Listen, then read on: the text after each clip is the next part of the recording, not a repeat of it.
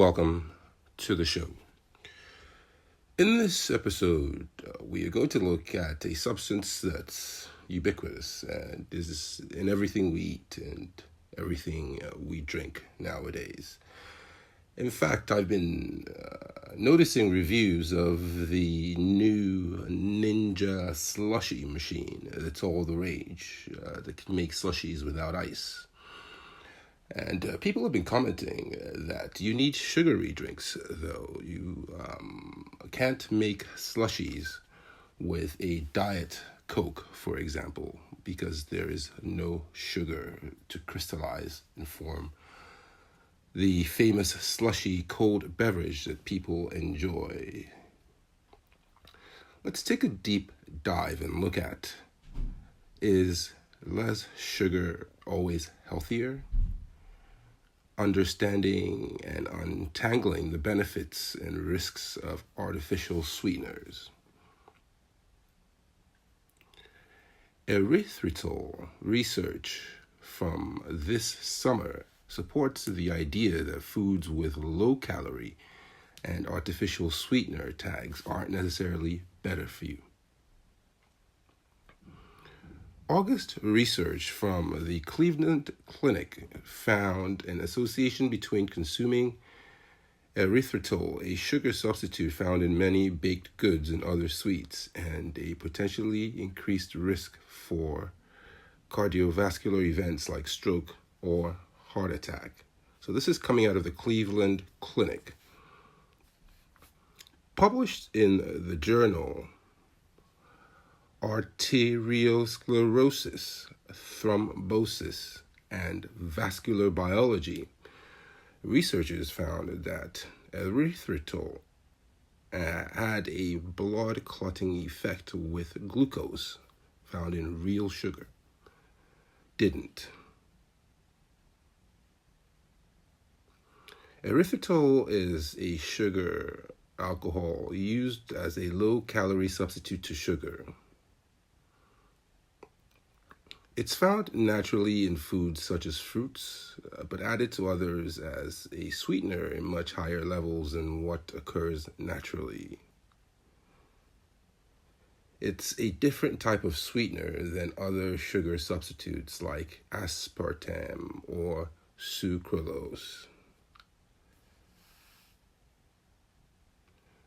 While the study was small and does not prove causation, its findings are important because of how commonly artificial sweeteners and low-calorie sugar substitutes are touted as the healthier option, particularly to people who may already be at a higher risk for heart disease. It's also gained some popularity as a keto-friendly option. It adds to similar existing research on erythritol and cardiovascular risk done by the clinic and published in Nature Medicine last year. So it seems like these sugar substitutes have had very good PR and very good marketing. But let's really take a look at what their effects are. It also follows 2023 advice from the World Health Organization, WHO, to not use sugar substitutes as a means for long-term weight control or management, as it doesn't tend to work. Many professional societies and clinicians routinely recommend that people at higher cardiovascular risk, those with obesity, diabetes, or metabolic syndrome, consume foods that contain sugar substitutes rather than sugar. Dr. Stanley Hazen, a senior and corresponding author of the newer erythritol study and chair of cardiovascular and metabolic sciences in Cleveland Clinic's Lerner Research Institute, said in Cleveland Clinic news release. These findings underscore the importance of further long-term clinical studies to assess the cardiovascular safety of erythritol and other sugar substitutes. The Centers for Disease Control, CDC, and Prevention advises people to approach sugar substitutes the same way they should approach real sugar, with moderation. The difference, though, is that low-calorie or zero-calorie sweetener options have different health benefits and risks than regular sugar. And because sugar substitutes and artificial sweeteners come in such different forms, it makes the health benefit risk profile even harder to pin down. So, here's what to know. These artificial or low-calorie sweeteners like erythritol are often added to foods like baked goods. Types of alternative sweeteners. Before diving into sugar versus sugar alternatives, it's helpful to know what alternative sweeteners actually are. There are 3 types of alternative sweeteners, all with their own uses, benefits, and drawbacks. Artificial sweeteners are what most people typically think of when considering sugar alternatives. Splenda, which is sucralose, Sweet and Low, which is saccharin, Equal, which is aspartame, and Sweet One, which is acesulfame K. Another called Nutame uses a less popular sweetener called neotame. These sweeteners can be 200 to 700 times sweeter than table sugar, which is sucrose, and they have 0 calories, which is why they're called non-nutritive sweeteners. The only exception is aspartame, which does have calories, but the amount is often considered negligible because you need very little aspartame to achieve an intensely sweet taste in foods and drinks. So sugar alcohols are a type of carbohydrate that occurs naturally in plants, but they can also be man-made in labs. Most sugar alcohols are processed from sugars and starches through a chemical manufacturing process. They do contain some calories, although not as many per gram as sugar. Some sugar alcohols you may have seen on food labels include sorbitol, erythritol,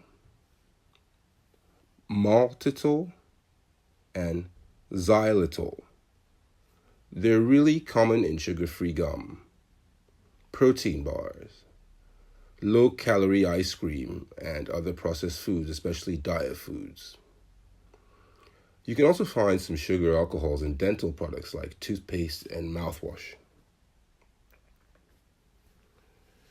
They're called sugar alcohol because their chemical structure resembles both sugar and alcohol. But despite the name, these low-calorie sweeteners don't contain ethanol, the type of alcohol that leads to intoxication. Novel sweeteners include newer sugar alternatives that are difficult to place in the above 2 categories. The most recognizable example, stevia. Stevia extract is a popular plant-based sweetener with almost no calories. It doesn't have a chemical structure like artificial non-nutritive sweeteners nor sugar alcohols, so it hovers in novel sweetener limbo.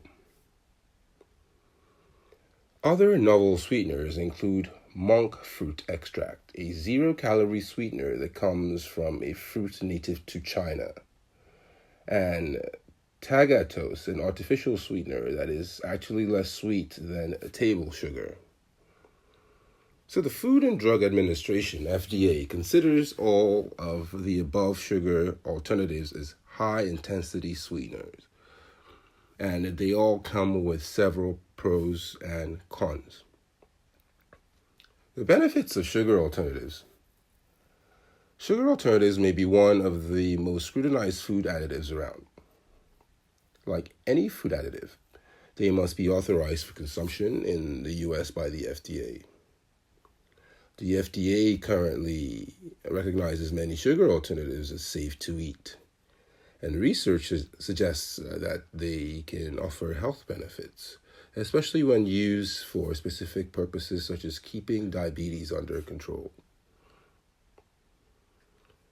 Could potentially help with short-term weight loss or maintenance.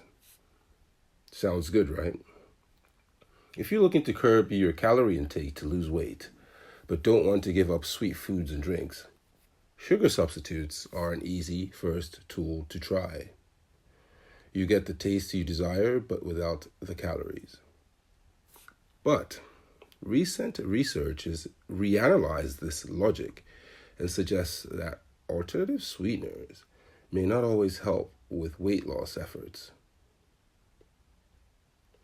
But for people who are cognizant of their overall food and drink consumption, low or zero calorie sweeteners may aid in weight loss.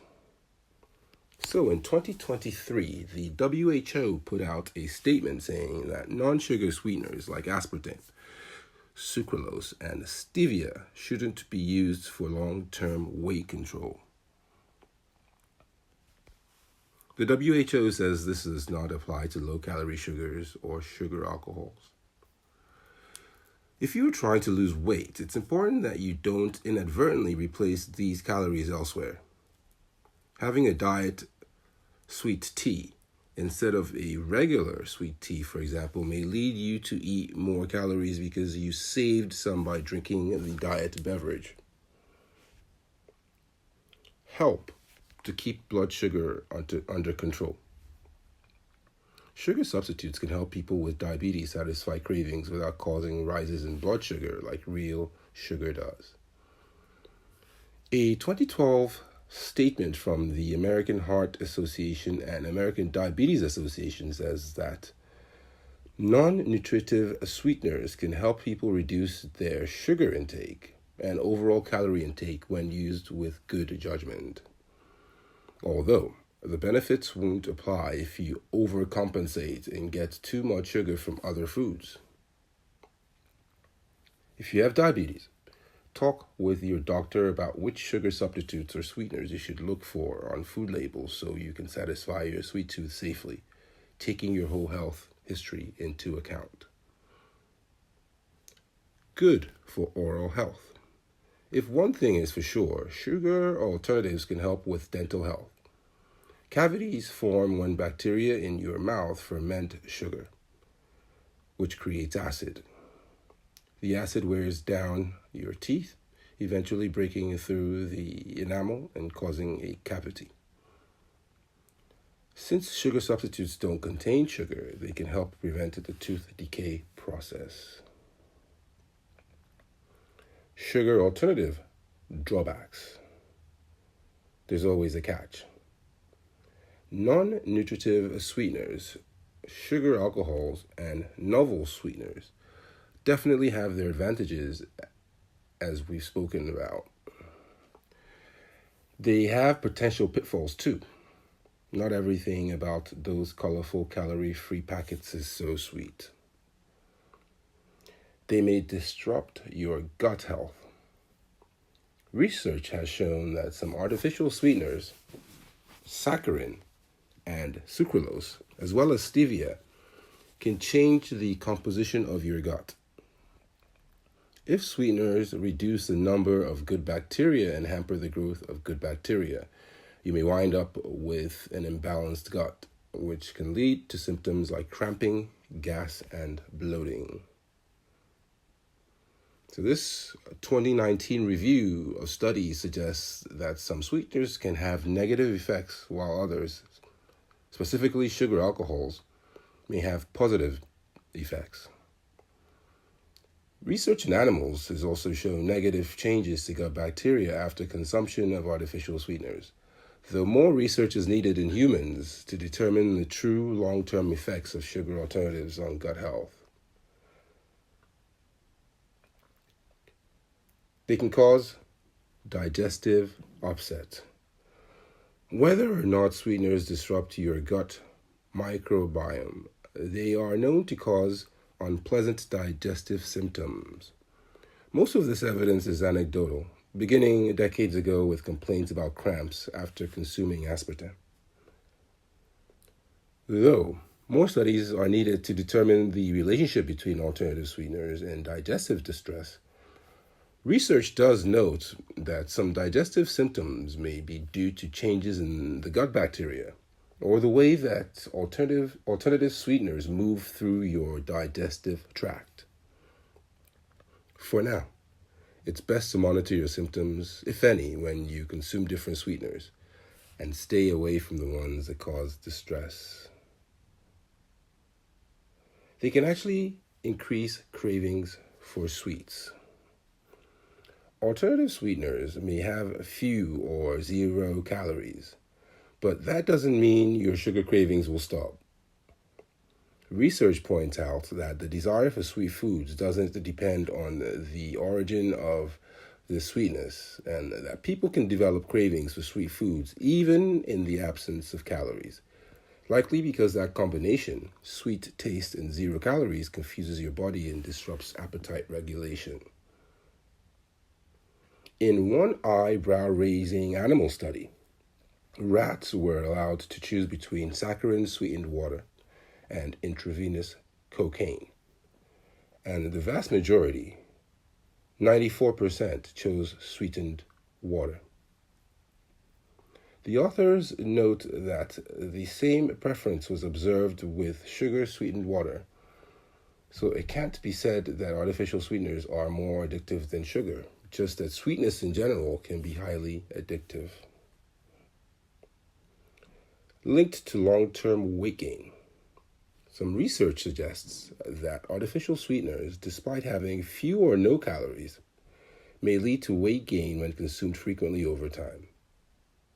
One study even showed that drinking artificial sweetened soda coincided with an increase in waist circumference 9 years later. Another found that people who used non-nutritive sweeteners had a larger increase in BMI than people who didn't consume non-nutritive sweeteners at an 8-year follow-up, except among people who exercise regularly. The reasoning behind this isn't clear, but researchers think it may have to do with metabolic changes induced by alternative sweeteners or because of compensatory behavior. That is, thinking things like, I drank a diet soda so I can have extra cake. So what's the takeaway? I think the idea is that a little bit of sugar won't hurt you, especially in the form of fruit. If you have a medical condition that may be affected by sugar intake, talk to your doctor about consuming proper portions. The current consensus is that scientists just don't know enough about the long-term effects of sugar alternatives. Artificial sweeteners, sugar alcohols, or novel sweeteners to make definitive claims, or whether sugar or alternatives are better in the long term. Both sugar and sugar alternatives are okay to eat in moderation. But what truly matters is that you make smart food choices based on your current health status and medical conditions, as well as how sugar or alternative sweeteners make you feel. After all, food is meant to be enjoyed. It's probably a good idea, for example, to stay away from sugar alcohols if you get the laxative effect. Likewise, you may want to limit table sugar if you tend to get sugar headaches or if you have diabetes. But on the tails on more research on cardiovascular risk and one sugar substitute, it's best to speak with your doctor about which sweeteners to choose if you do buy a lot of food marketed for dieting, low-calorie, or sugar-free options. If you're worried about the harmful effects of either sugar or alternatives, a good rule of thumb is that whole food is usually better. Choose an apple over apple juice. Choose fresh squeezed lemonade over a 0-calorie lemonade mix. Choose homemade granola over store-bought. Most of all, choose whatever best suits your health needs and makes you happy. So, sugar alcohols. Let's take a look at that. What you should know about sugar alcohols. Often labeled as diabetes-friendly or calorie-free, these sugar substitutes warrant caution. If you're conscious of your sugar intake, perhaps especially if you have diabetes, you're likely a pro at reading food labels. But how much do you know about products that use sugar alcohols as a sweetener? Sugar alcohols may have a slight influence on your blood sugars, but overall, they've long been thought to be safe to include as part of a balanced diet, says registered dietitian Tegan Bissell, RDLD. New research shows that might not be as true as we once thought, though. So, there have been discussions with Bissell and physician scientist Stanley Hazen, MD, PhD, to understand what sugar alcohols are and the potential risks that are coming to light. What are sugar alcohols? The term itself is actually misleading. There is no ethanol in sugar alcohols, and there's no table sugar either. Sugar alcohols are a type of carbohydrate and have a chemical structure that's similar to sugar, Bissell clarifies.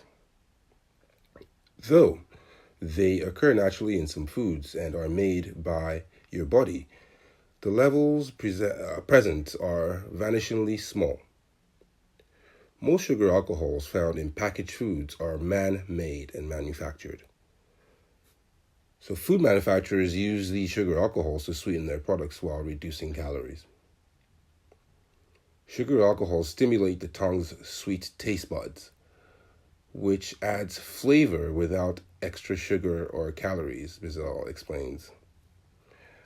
Food companies use them so they can market their foods as a low-carb, sugar-free, or diabetes-friendly without sacrificing taste. So because of this, they're often found in products, again, that are labeled diabetes-friendly or keto-friendly. The common sugar alcohols include xylitol, erythritol, sorbitol, maltitol, mannitol, isomalt, and lactitol. For now, let's delve a little deeper into what sugar alcohols do on the whole before we look at more information on the individual ingredients in a moment. Sugar alcohols versus artificial sweeteners. Sugar alcohols are sometimes referred to as artificial sweeteners, a category that includes aspartame and saccharin, but they're actually not the same thing. Though they're both manufactured, they differ in a couple of key ways. Sugar alcohols have very few calories, and they're not as sweet as sugar. Bissell notes, artificial sweeteners, on the other hand, are chemicals that provide an intense level of sweetness and no calories. You can also buy artificial sweeteners as a sugar substitute for baking and cooking, and find them in packets at restaurants and coffee shops. Sugar alcohols are commonly used in processed foods. Sugar alcohols versus sugar. Sugar is 100% natural, exclusively coming from fruits, plants, vegetables, and milk. Though some sugar alcohols come from fruits and vegetables, the ones used in processed foods are artificially produced. Sugar alcohols have some advantages over regular sugar, including fewer calories, because unlike sugar, which has about 4 calories per gram, sugar alcohols have between 0 and 2 calories per gram. They taste almost as sweet as sugar, with about half the calories or less, Bizzle says. Easier blood sugar management. Unlike regular sugar, sugar alcohols don't cause sudden blood sugar spikes. They're considered a low glycemic index food and may cause only a slight rise in blood sugar levels, she adds. That's why they're used in commercially produced packaged snacks and sweets and are commonly marketed as good for diabetes. Less dental risk, right? Sugar alcohols don't react to dental plaque the way sugar does, which means they don't contribute to tooth decay. You may see the sugar or alcohol, xylitol, as an ingredient in your toothpaste, which helps make it taste better while it's helping to prevent cavities, Bizzle points out. Fewer carbs. Sugar alcohols can fit into a low-carb diet because they're much lower in carbs and have a lower glycemic index than regular forms of sugar. Sounds great, right? Not so fast. There is another key difference between sugar and sugar alcohols. Your body can easily digest sugar and use it for energy, Bizzle explains, but it can't absorb or fully digest sugar alcohols. As it turns out, that can cause some problems. So what are the risks of sugar alcohols? Sugar alcohols have long been considered a safe addition to your diet in moderation. And studies have shown 10 to 15 grams a day of sugar alcohols are safe. But many processed foods containing sugar alcohol. Many processed foods containing sugar alcohols have levels far greater than that threshold. And new research is showing that elevated levels of sugar alcohols can be dangerous to your health. How so? Number 1, heart attack and stroke. Dr. Hazen and his team have conducted studies on the effects of both xylitol and erythritol, and the findings are highly concerning. Circulating levels of both xylitol and erythritol have been shown to be associated with an increased risk for major adverse cardiovascular events. That includes a heightened risk for heart attack, stroke, and even death. Now, association doesn't equal causation, but studies with blood platelets and non-human models all point to erythritol and xylitol enhancing blood clotting risks. What happens in a heart attack or stroke? The concern is that eating foods with these sugar alcohols may put you at a higher risk for heart attack and stroke. High levels of xylitol and erythritol can send your platelets into overdrive. Platelets are the components in your blood that allow it to clot. Clotting is a good thing if you have an open wound. It keeps you from bleeding out. But when your blood clots inside your body, it's a recipe for a medical emergency, like a heart attack or stroke. It doesn't take much either. For example, just 1 scoop of keto-friendly ice cream contains up to 30 grams of xylitol.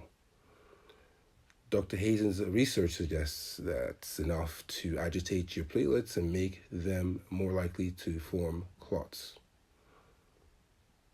And the increased risk lasts about 4 to 6 hours, or until you eat more xylitol-containing foods. When you eat foods containing erythritol, the risk can remain for several days. More research needs to be done to understand what the effects are of other sugar alcohols, but based on what we see from xylitol and erythritol, it's fair to say that sugar alcohols should warrant caution, Dr. Hazen states. These compounds are in foods that are typically marketed to people with diabetes who already have an increased risk for major heart events, and the sugar alcohols in their diets may inadvertently be adding to that risk. 2. Gastrointestinal GI issues. Your body can't fully digest sugar alcohols, which can lead to some unpleasant GI symptoms when eaten in larger quantities, and they usually happen pretty soon after you eat them. In a 2006 British study, researchers gave participants doses of sugar, or one or two types of sugar alcohols, xylitol and erythritol. Those who took xylitol reported bloating, gas, upset stomach, and diarrhea. Erythritol appeared to have milder effects on the stomach, only increasing nausea and gas when consumed in large doses. If you eat foods with sugar alcohol several times a day, you could wind up with some tummy troubles on top of raising your risk for heart conditions in the long term, warns Bissell. If you notice this happening, use caution or find another sweetener option. 3. A laxative effect. In everyday terms, this means that sugar alcohols may make you poop. Again, this is because your stomach can't absorb sugar alcohols, which can cause them to linger in your intestines and ferment. This effect is most common in children and in adults who have irritable bowel syndrome, IBS, are having a GI flare-up from Crohn's disease, and have a sensitivity to FODMAPs, FODMAPs. 4. Weight gain. Sugar alcohols are low in calories and carbs, but depending on the type, aren't free of them. So it's still possible to gain weight when you're eating foods that contain sugar alcohols, especially if you eat them in excess. A study of college students found that consuming high levels of dietary erythritol were associated with weight gain, specifically increased belly fat throughout their freshman year. So how can you tell if a food contains sugar alcohols? Just as sugar lurks behind different terms on food labels, sugar alcohols also have many names. This all clarifies. When you see one of these products on a label, here's what you're getting. Xylitol, Xylitol, is about as sweet as sugar. It comes from wheat, straw, and some cereals. On an industrial scale, it's produced from wood materials or by microbial fermentation. It's often found in sugar-free desserts and candies, also frequently found in diabetic candies. Notably, you'll also find it in some oral care products like toothpaste and mouthwash because it helps prevent dental caries. The dangers associated with xylitol are related to eating it in large quantities, so it's not going to cause negative effects in your dental care swish and spit routine. Erythritol is 60% to 80% as sweet as sugar, while it can be found in small quantities in things like pears, soy sauce, and watermelon. On an industrial scale, it's made by yeast fermentation of corn or wheat starch. One of the fastest growing sugar substitutes in the food industry, ingesting it as a sugar substitute can raise blood levels more than 1,000-fold and take days before returning back to baseline levels. Isomalt is about 45% to 65% as sweet as sugar. It comes from beet sugar. Lactitol provides about 40% of the sweetness of sugar. Manufacturers make it from milk. Maltitol is about 75% as sweet as sugar and is made from corn, wheat, and potatoes, and catalytic hydrogenation. Mannitol is 50% to 70% as sweet as sugar. Naturally, it occurs in carrots, olives, and asparagus, while some manufacturers make it from seaweed. Much is made from hydrogenation of fructose at high temperatures and pressure.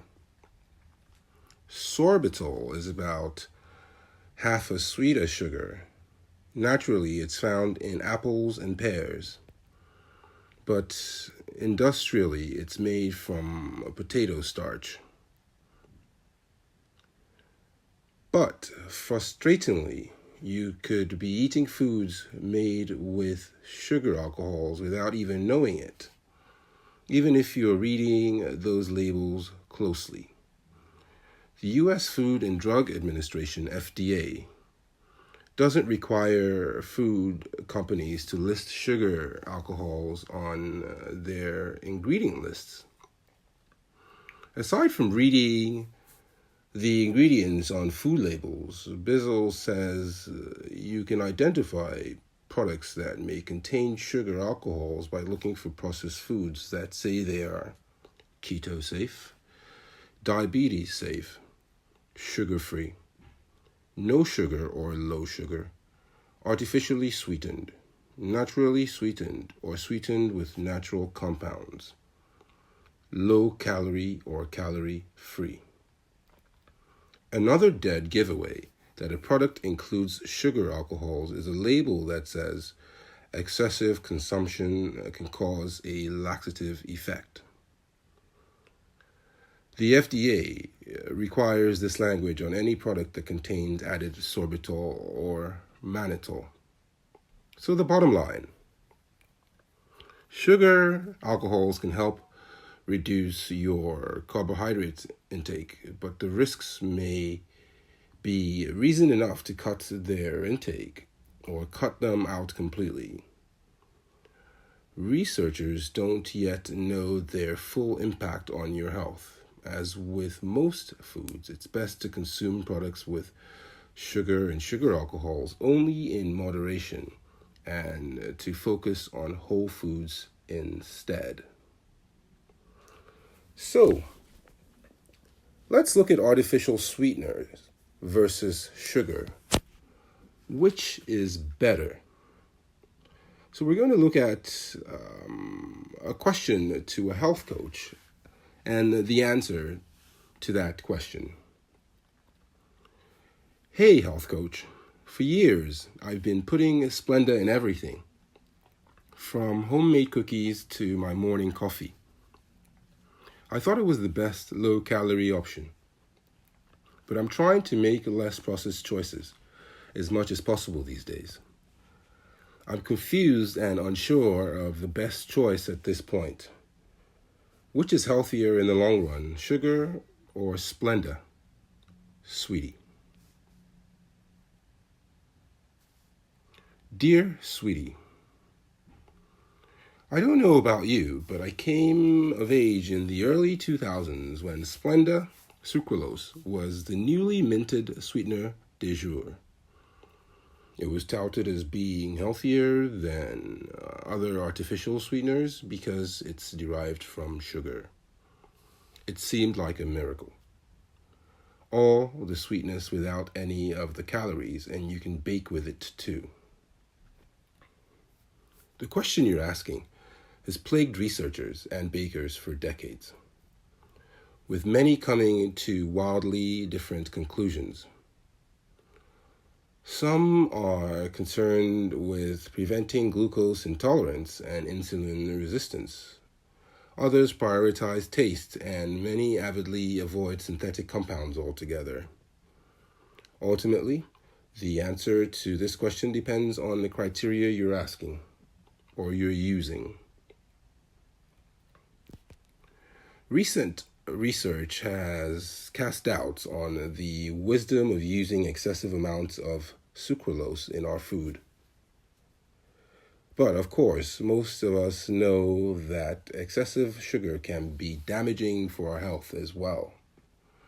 So let's look at the evidence so you can decide what's best for you. Pros and cons of sugar. The human desire for sweets is rooted in our survival. Sugar is the purest energy available to us. It's a simple carbohydrate that offers a primary fuel for brain function and the quickest source of energy for physical activity. Sugar contains 4 calories per gram. Notably, protein and complex carbohydrates also provide 4 calories per gram, while fat contains 9 calories per gram. These other macronutrients are metabolized slower than simple sugar. Sources of refined and natural sugar.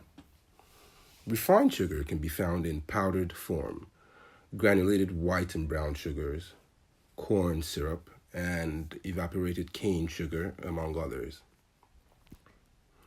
Natural sugars are found in honey, molasses, and maple syrup. Beyond the energy they provide, most of these sources of sugar don't provide any significant nutritional value. Blackstrap molasses is an exception. It's still mostly sugar, but it's also a rich source of iron, calcium, magnesium, and potassium. Fruit. Fruit also contains natural sugar, but it provides many vitamins and minerals, as well as water and fiber, which slows digestion and is less likely to trigger spikes in blood glucose. The higher the fiber content, the lower fruit falls on the glycemic index, GI. A few examples of low GI fruits include apples, oranges, bananas, and pears. Juicing removes the fiber, but blending can leave some of it intact. A core component of baking. For many, sugar also represents comfort, joy, and simple pleasure. In baked goods, it locks in moisture and creates a wonderful effect of browning and caramelization. Effects of too much sugar. Excessive consumption of added sugar in combination with unhealthy fats and lack of physical activity is linked to chronic health conditions like obesity, inflammation, heart disease, diabetes, and fatty liver disease. It can affect mental health as well. According to a 2019 study in Neuroscience and Biobehavioral Reviews, a high sugar diet is linked to cognitive impairment, negative neuroplasticity, and emotional disorders like anxiety and depression. The same review notes how sugar can increase impulsive eating. Of course, excess sugar can cause tooth decay too, especially if you're not brushing regularly. So the following are all true. Sugar tastes amazing. It's essential for life. And eating too much of it can be unhealthy, especially in conjunction with an otherwise unhealthy lifestyle. Pros and cons of sucralose. Sucralose is a synthetic sweetener made by replacing 3 hydrogen-oxygen groups in a sugar molecule with chlorine atoms. It's about 600 times sweeter than sugar and contains 0 calories. According to the FDA, sucralose was approved for use as a general-purpose sweetener for foods in 1999. It's found in baked goods, beverages, chewing gum, gelatin, and frozen dairy desserts. It's also heat stable, which means it stays sweet when exposed to high temperatures during baking and can serve as a suitable sugar substitute in baked goods. Advantages of sucralose include the possibility of reducing calories in your favorite foods. And for people with clinical reasons to reduce the amount of sugar in their diets, like diabetes, sucralose offers a way to enjoy sweets without added carbohydrates. However, In the past 20 years, research has raised concerns about how too much sucralose might affect our health. Many of the studies were conducted on rodents, so they're far from definitive or representative, but human studies are beginning to show concerning results as well. Altering the microbiome. Numerous studies show that sucralose can significantly reduce levels of healthy gut bacteria significantly in rats. On human subjects, a 2022 study of 120 healthy adults found similar alterations of the microbiome in people who consumed doses of sucralose below the accepted daily limit, 5 milligrams for each kilogram of body weight, for 2 weeks. Such findings suggest sucralose could have unwanted effects on digestion, inflammation, or bowel health. What's more, it might not be the best choice for people with irritable bowel syndrome, IBS, or Crohn's disease. Blood sugar management.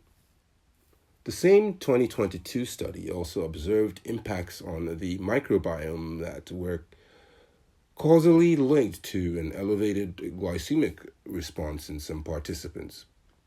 Furthermore, a 2013 study in the Journal of Toxicology and Environmental Health noticed the same effect of sucralose on blood sugar, noting that sucralose may alter glucose, insulin, and glucagon-like peptide 1, GLP-1 levels in both humans and rodents.